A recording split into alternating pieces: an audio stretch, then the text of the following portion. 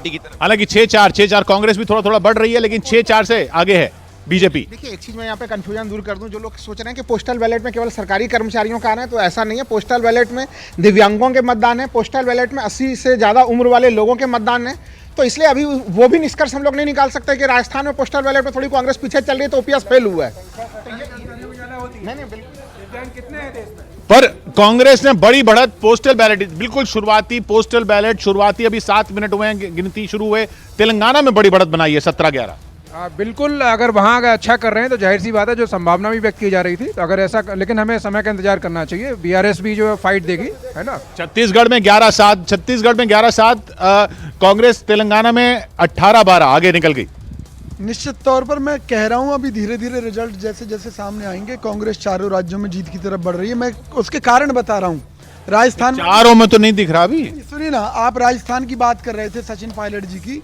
मोदी जी ने भी इस बात को कैश करने की कोशिश की थी कि सचिन पायलट के साथ अन्याय अभी तो देखिए आंकड़े आ रहे हैं ना सीधे सीधे। नहीं, तो हमने मोदी जी से कहा था, मोदी जी इतना ही दर्द है सचिन पायलट जी के लिए, तो उन्हें बीजेपी से सीएम का चेहरा क्यों नहीं डिक्लेयर कर देते।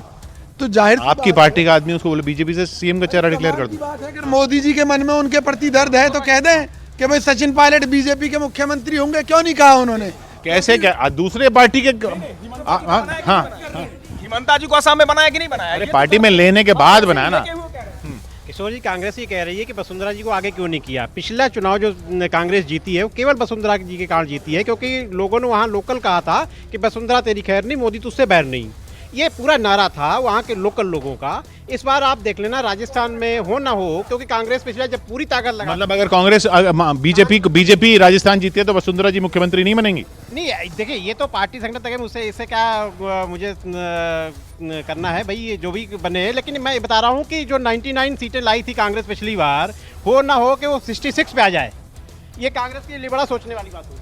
99 से 66 पे आ जाएगी कांग्रेस। मुझे ऐसा लगता है कि इन दो राज्यों में, राजस्थान में, मध्य प्रदेश, 3 राज्यों में, राजस्थान, मध्य प्रदेश और छत्तीसगढ़, इसमें एक जनजातीय सुरक्षा मंच, उन्होंने एक बहुत बड़ा काम किया है पिछले लगभग 2 साल में डीलिस्टिंग को लेकर के।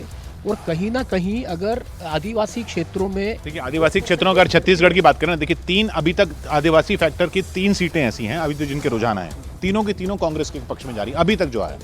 किशोर जी मैंने सबसे पहली स्टेटमेंट भी ये दी थी, ये पोस्टल बैलेट है, इसके बाद धीरे धीरे चीज़ें बदलेंगी, मुझे ऐसा लगता है। और कहीं ना कहीं एक ये बड़ा फैक्टर जो है वो आदिवासी वोट और जनजातीय सुरक्षा मंच, ये एक बहुत बड़ा फैक्टर बन के इन तीनों राज्यों में उभर करके आएगा। राखी जी बीजेपी से हमारे साथ लगातार बनी हुई है। राखी जी, छत्तीसगढ़ के अलावा तो दोनों राज्यों में आगे चल रहे हैं, यह आपकी पार्टी जो 3 राज्यों की आपने बात की, लेकिन छत्तीसगढ़ में पिछड़ रही है, हालांकि ये अभी सिर्फ पोस्टल बैलेट है।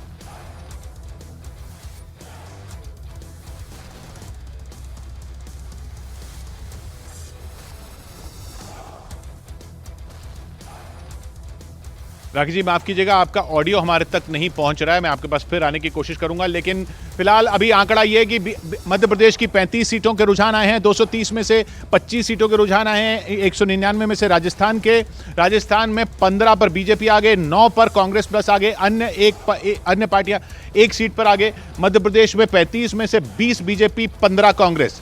छत्तीसगढ़ के 30 रुझानों में से 18 कांग्रेस, 12 बीजेपी। और तेलंगाना के 45 रुझानों में कांग्रेस 27 और बीआरएस, केसीआर की पार्टी बीआरएस सिर्फ 17। तो बहुत अच्छी खबर तेलंगाना से कांग्रेस के लिए। लेकिन मध्य प्रदेश और राजस्थान में कांग्रेस पिछड़ती हुई, मध्य प्रदेश की 40 सीटों में 23 बीजेपी, 17 कांग्रेस, राजस्थान की 30 सीटों में 17 बीजेपी, 12 कांग्रेस। और राजस्थान में अदिया कुमारी आगे चल रही हैं विद्याधर नगर से। उधर जो बड़े चेहरों की बात करें तो विक्रम उसेंडी, पूर्व मंत्री अंतागढ़ छत्तीसगढ़ से बीजेपी के, वो आगे चल रहे हैं।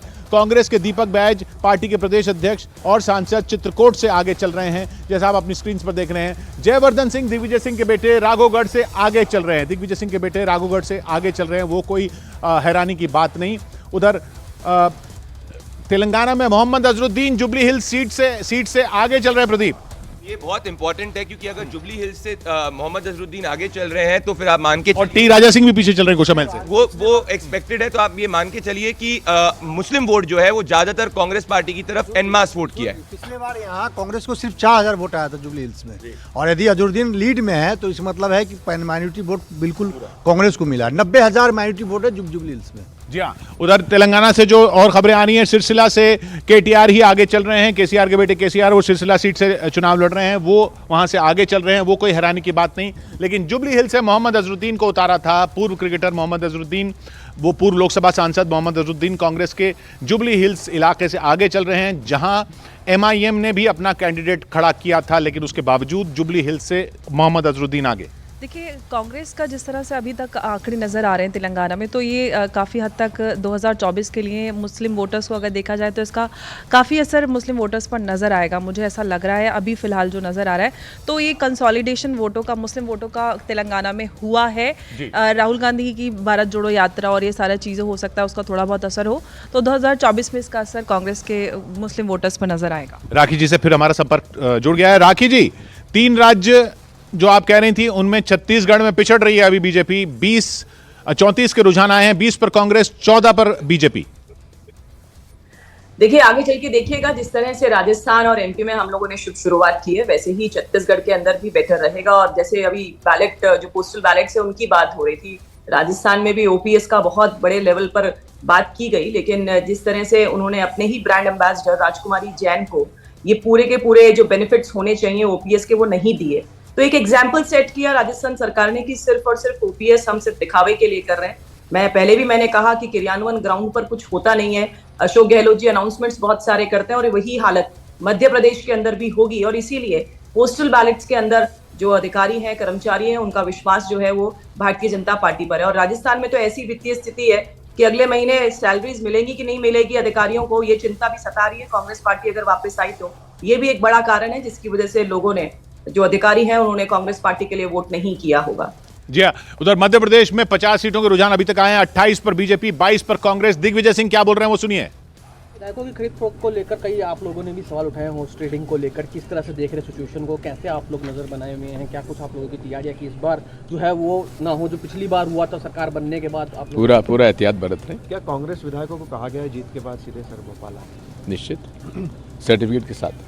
सर, बिकने वालों पे नजर रखी है आपने? बिकने वालों पे नजर रखी है, जैसे पिछली बार हो चुका था आपके साथ, आपके अपने विश्वासी लोग थे। अब ऐसा है कि कौन कब बिक जाए ये बड़ा मुश्किल है, लेकिन फिर भी अब उस तरह के लोग हमारे पास नहीं हैं। सर, ज्योतिरादित्य सिंधिया कितना बड़ा फैक्टर होने वाला है, क्योंकि पिछली बार आप लोगों के साथ थे, इस बार दूसरे उसमें ग्वालियर चंबल संभाग में वो फैक्टर नहीं तो और कहाँ होंगे। दिग्विजय सिंह बोलते हुए कि अभी इस तरह के लोग अब हमारे पास नहीं हैं जो पहले इधर उधर चले जाया करते थे।